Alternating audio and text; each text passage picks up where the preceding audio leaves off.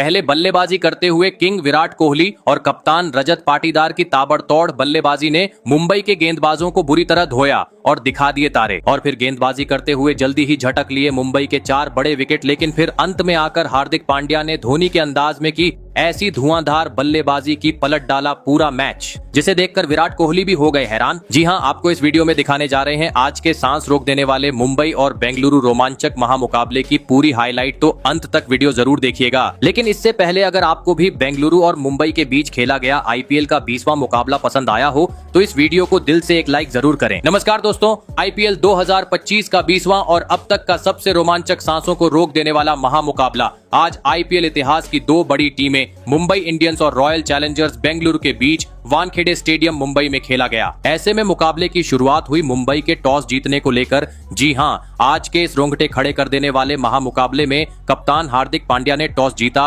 और पहले गेंदबाजी करने का फैसला किया और विपक्षी टीम बेंगलुरु को बल्लेबाजी के लिए आमंत्रित किया था। फिर मुकाबला शुरू हुआ। रनों की बारिश करने के इरादे से बेंगलुरु की ओर से किंग विराट कोहली और फिलिप्स साल्ट ओपनिंग बल्लेबाजी करने के लिए मैदान में उतरे। दोस्तों, इन दोनों ही बल्लेबाजों के कंधों पर इस महामुकाबले में अपने टीम को एक विस्फोटक ओपनिंग शुरुआत दिलाने की बड़ी जिम्मेदारी थी। लेकिन दोस्तों, मुंबई के खिलाफ इस महामुकाबले में बेंगलुरु की शुरुआत काफी खराब रही। जी हां, भले ही पहले ओवर की पहली गेंद पर स्ट्राइक पर खड़े बल्लेबाज फिलिप्स साल्ट ने एक जोरदार चौका जड़ा, लेकिन दोस्तों गेंदबाजी कर रहे ट्रेंट बोल्ट ने ज्यादा वक्त तक फिलिप्स साल्ट को ज्यादा वक्त तक क्रिज पर नहीं टिकने दिया और दूसरी ही गेंद पर सीधा क्लीन बोल्ड करते हुए जल्दी ही बेंगलुरु को एक बड़ा झटका दे दिया। आपको बता दें, फिलिप्स साल्ट आज मात्र 4 ही रन बना सके। ऐसे में जल्दी ही पहला झटका लग जाने के बाद अब मैदान में उतरे देवदत्त पडिक्कल और आते ही एक बेहतरीन चौका जड़ते हुए उन्होंने अपना खाता खोला। दोस्तों, भले ही पहले ओवर में फिलिप्स साल्ट के रूप में बेंगलुरु को एक बड़ा झटका लग चुका था, लेकिन इसका दबाव मैदान में मौजूद किंग विराट कोहली और देवदत्त पडिक्कल के ऊपर बिल्कुल नहीं देखने को मिला और इसी के चलते मैच का तीसरा ओवर दोनों ही बल्लेबाजों ने बुरी तरह फोड़ डाला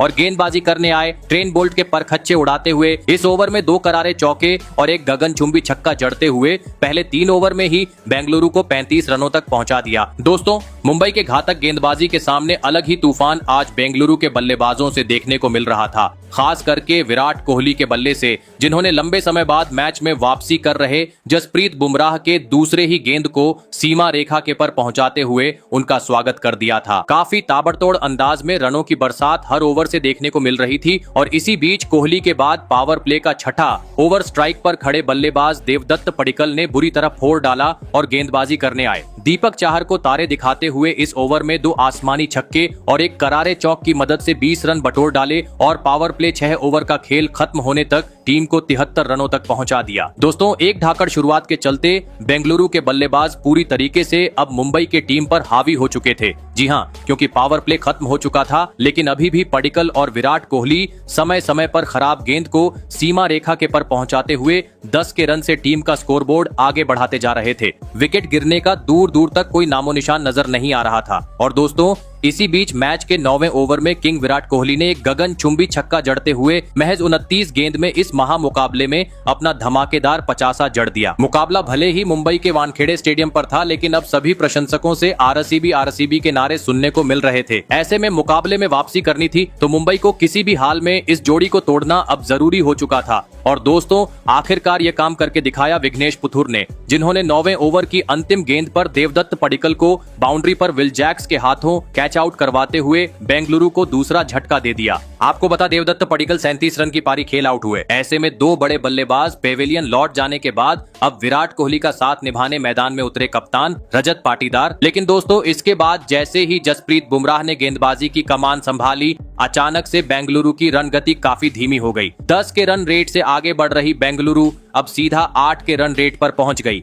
हर ओवर से कभी 3 तो कभी 4 ही रन देखने को मिल रहे थे। लेकिन दोस्तों, अंततः 13वें ओवर रजत पाटीदार अपने हाथ खोलते हुए नजर आए, जहां पर उन्होंने गेंदबाजी करने आए हार्दिक पांड्या के खिलाफ 2 जोरदार चौके जड़ हुए और इस ओवर में 12 रन बटोर डाले। दोस्तों, इस एक ओवर ने बेंगलुरु के बल्लेबाजी के मोमेंटम को पूरी तरीके से बदल डाला था, क्योंकि इसके बाद अगला ओवर भी बेंगलुरु के हित में रहा। जहां पर किंग विराट कोहली और रजत पाटीदार ने मिलकर 2 छक्के और 1 चौका जड़ डाला। दोस्तों, बेंगलुरु की टीम अब एक बार फिर रफ्तार पकड़ती हुई नजर आ रही थी, लेकिन तभी मैच का 15वां ओवर लेकर आए कप्तान हार्दिक पांड्या ने अपने गेंदबाजी का जादू बिखेर दिया और एक ही ओवर में बेंगलुरु को दोहरा झटका दे दिया। जी हां, पहली गेंद पर सेट हुए बल्लेबाज किंग विराट कोहली को बाउंड्री पर कैच आउट करवाते हुए पवेलियन का रास्ता दिखाया, तो वहीं इसी ओवर की तीसरी गेंद पर मैदान में उतरे नए बल्लेबाज लियाम लिविंगस्टोन का भी पत्ता साफ कर दिया। आपको बता दें, किंग विराट कोहली 67 रन की धमाकेदार की पारी खेल आउट हुए, तो वही लियाम लिविंगस्टोन आज अपना खाता भी नहीं खोल सके। दोस्तों, लगातार इन 2 बड़े झटकों के चलते अब मुकाबले में मुंबई की टीम वापसी करती हुई नजर आ रही थी, क्योंकि 4 प्रमुख बल्लेबाज अब पवेलियन की राह पकड़ चुके थे। ऐसे में अब मुंबई के गेंदबाजों का सामना करने मैदान में उतरे जितेश शर्मा। जरूरत थी अब हर गेंद को सीमा रेखा के पार पहुंचाने की, क्योंकि अब मात्र अंतिम 30 गेंद का खेल बाकी था। और दोस्तों, ऐसी ही कुछ झलकियां बेंगलुरु के बल्लेबाजों से अगले ही ओवर में देखने को मिली, जहां पर मैदान में उतरे नए बल्लेबाज जितेश शर्मा ने ओवर में अपना असली रंग दिखाया और ट्रेंट बोल्ट के खिलाफ 2 गगनचुंबी छक्के जड़ दिए। लेकिन असली मजा तो 17वें ओवर में आया, जहां पर रजत पाटीदार ने एक बार फिर साबित करके दिखाया क्यों उन्हें विस्फोटक बल्लेबाज माना जाता है। जी हां, क्योंकि इस ओवर में रजत पाटीदार ने आतंक मचा डाला और गेंदबाजी करने आए हार्दिक पांड्या के खिलाफ लगातार 2 गेंद पर 2 आसमानी छक्के और अगली गेंद पर एक जोरदार चौका जड़ते हुए मात्र 25 गेंद में मुंबई के खिलाफ अपना तूफानी 50 जड़ दिया। दोस्तों, आज अंत के ओवर में बेंगलुरु की बल्लेबाजी इतनी घातक हो रही थी कि सभी मुंबई के समर्थकों ने अब सर पकड़ लिया था। पवेलियन में बैठे किंग विराट कोहली भी हर बड़े शॉट के बाद प्रशंसा करते हुए नजर आ रहे थे, जिस कारण देखते ही देखते इन दोनों ही खिलाड़ियों ने छठे विकेट के लिए 50 से अधिक रनों की साझेदारी भी निभा डाली और साथ ही साथ बेंगलुरु को भी 200 रन के पार पहुंचा दिया। लग रहा था अंत तक अब यह दोनों ही बल्लेबाज मुंबई के गेंदबाजों का डटकर सामना करेंगे, लेकिन दोस्तों 19वें ओवर में टीम के लिए बहुमूल्य पारी खेल रहे रजत पाटीदार आखिरकार अपना धैर्य को बैठे और एक बार फिर बड़ा शॉट खेलने के चक्कर में विकेट कीपर के हाथों कैच आउट होते हुए पवेलियन का रास्ता नाप लिए। आपको बता दें, रजत पाटीदार 31 गेंद में 64 रन की पारी खेल आउट हुए, लेकिन दोस्तों दूसरी छोर पर खड़े जितेश शर्मा ने अंत तक अपनी ताबड़तोड़ बल्लेबाजी जारी रखी और बेंगलुरु को 220 रन के पार पहुंचाते हुए यह महामुकाबला जीतने के लिए मुंबई के सामने 222 रनों का विशाल लक्ष्य खड़ा कर दिया। ऐसे में दोस्तों, इसके बाद बेंगलुरु से मिले 222 रनों के लक्ष्य का पीछा करने मुंबई की ओर से हिटमैन रोहित शर्मा और रायन रिकेल्टन बल्लेबाजी करने के लिए मैदान में उतरे। दोस्तों, बेंगलुरु ने दिया हुआ लक्ष्य बड़ा था, ऐसे में दोनों ही बल्लेबाजों पर ताबड़तोड़ शुरुआत दिलाने की बड़ी जिम्मेदारी थी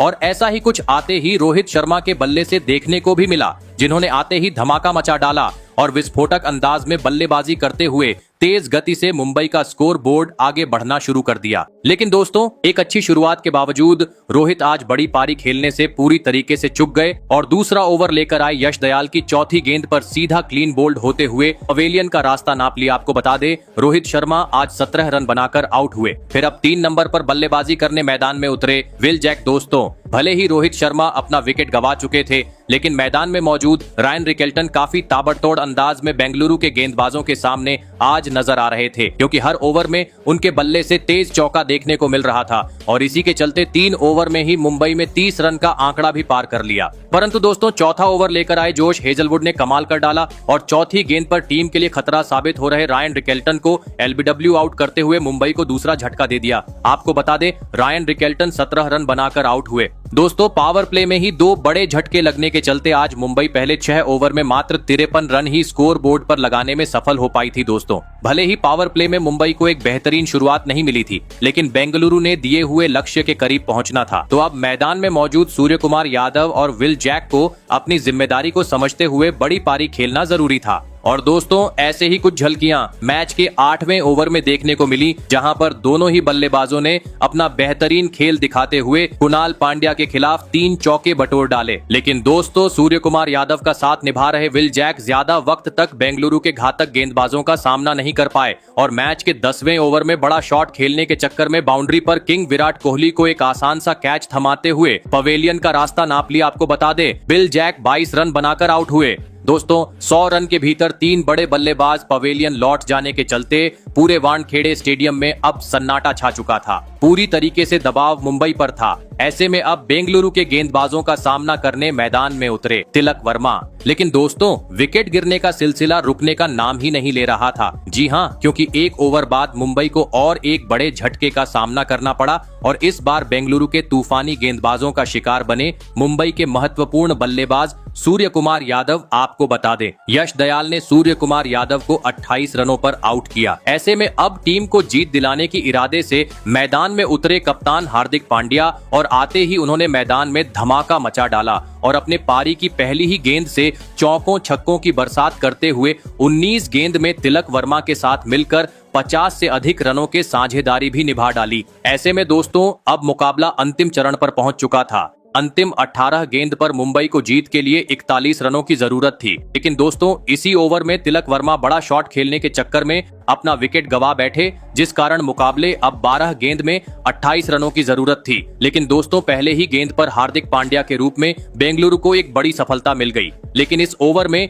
नए बल्लेबाज मिचेल ने एक गगनचुंबी छक्का जड़ दिया, जिस कारण 6 गेंद पर 19 रनों की जरूरत थी। लेकिन दोस्तों, इस ओवर में मुंबई ने अपने 3 बड़े विकेट गवा दिए, जिस कारण अंततः बेंगलुरु ने यह महामुकाबला 12 रन के अंतर से अपने नाम कर लिया। तो आपको कैसी लगी हमारी ये वीडियो, कमेंट करके जरूर बताइएगा। धन्यवाद।